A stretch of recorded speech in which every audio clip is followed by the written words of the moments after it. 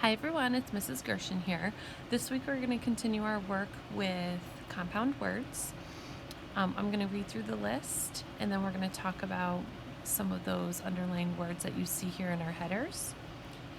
And then we'll get right to our sorting. So here we go, we're at the top of our list. We have somebody, anyone, something, outside, sometime, sideways, nothing, myself. Then we have himself, without, itself, anything, yourself, herself, somehow, check out.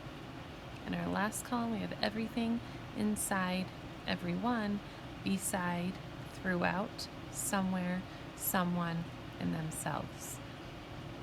So in our headers this week, we have our compound words that are made up with some, self, everything, thing, one, without or out, and side.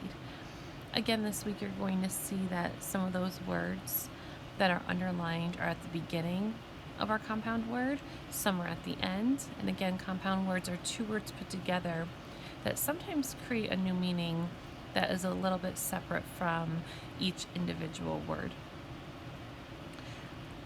I'm looking through your list and I'm not really seeing any words that you might have difficulty with meaning.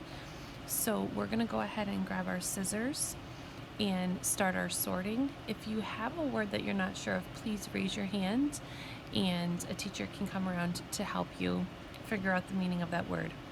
All right, let's get started. Happy sorting.